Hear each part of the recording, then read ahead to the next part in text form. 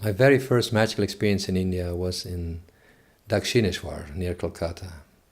Kolkata is one side of the river Ganges and Dakshineshwar on the other side. And there's a famous temple there that was built about 150 years ago, Kali Mandir or Kali Temple, and there's a Shiva temple also in the same complex. And there lived the greatest master of modern times in India, Sri Ramakrishna, who was a very great and very exalted master.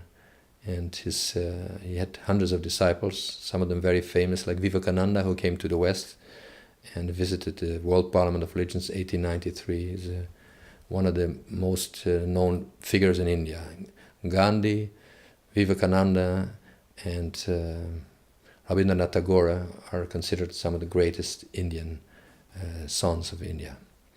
And so I came to this temple for the first time.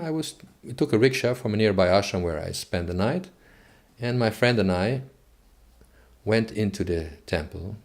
And outside there's a little stable, you leave your shoes there. So I took off my sandals. We go through a gate, and I started walking on the hot ceramic tile of the temple. It's outdoor. And just the moment I stepped into the temple, I wasn't on the ground. I was like a half meter above the ground. Just this incredible vibration just whipped me ashore. It took me into a different state of consciousness immediately.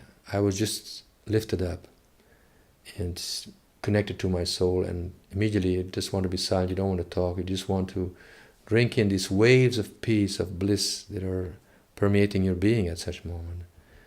It was amazing. So we spent some time going around the temple with my two friends, and I was enjoying this wonderful vibration. And through the temple loudspeaker there was a chant, Ram Ram Shri Ram Jai Ma Jai Ma. And I loved this chant, and I started chanting it along in my mind. And as we went to the temple, there's a statue of the Mother Kali where people can go and to worship. And the idea is to see the Mother Kali, to see the deity which is dressed in floral decorations and garlands, garlanded. And then to give some offering, and the priest will give you some little sweet meat or something like that. And I had a wish to do that, but there were very long lines, and it was very hot in the sun. It was over 100 degrees that day. So if we had to stand in line for a half hour, 1 hour before to reach the temple, it was not doable.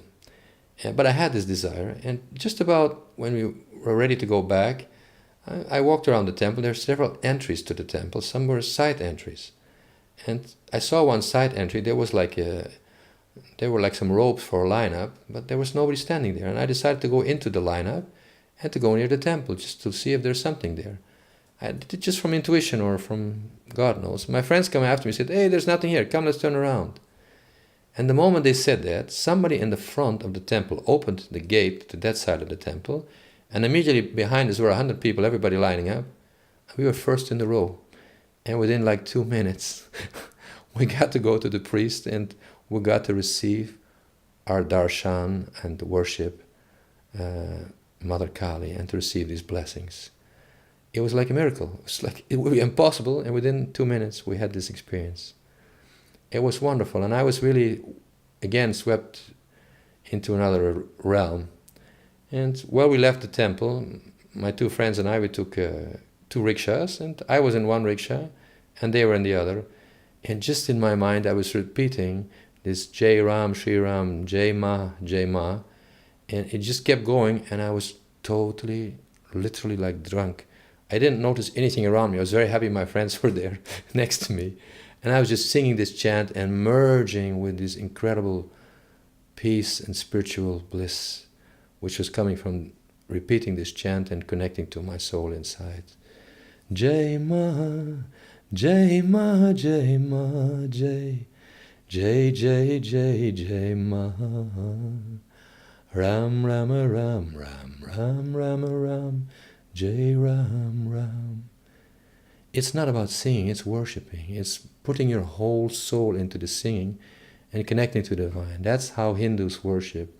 This is the way they make a direct connection between their soul and God's omnipotent consciousness.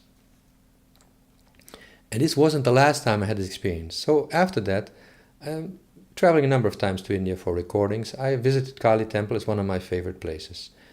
And one man I met in the ashram said, let's go at 4:30 at Arati.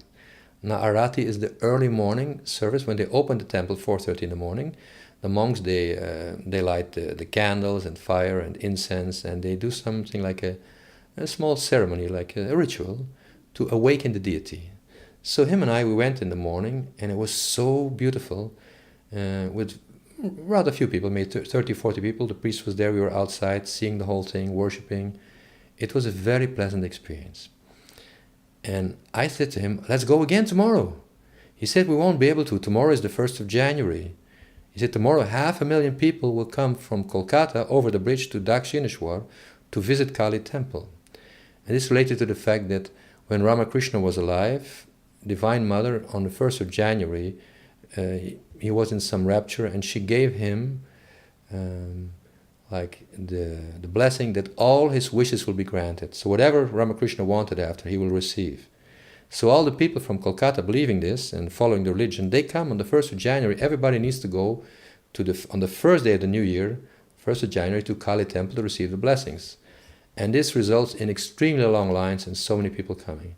And I said to my friend, oh, listen, we'll just go at 4 o'clock in the morning. There will not be so many people at 4 o'clock in the morning. It will be okay. I really want to do this. He said, we can try. And after convincing him, we decided both to get up at 4:15, walk over to the temple and go to attend this Arati on 1st of January. When we got to the area where the temple is, there is a huge parking lot for buses there, very extensive area. The whole area was one throng of people. It was full. There were thousands and thousands and thousands of people there at 4:30 in the morning already. And we had to go at the end of the line.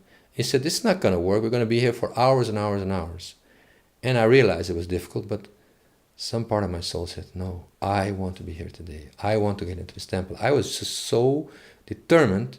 And I said, I don't care. I'm going to go in line here. I'll just wait. And there was lines on the other side of the street, which were right next to the temple. And then the other lines of thousands of people, they were all around the parking lot of the buses, and you just take forever.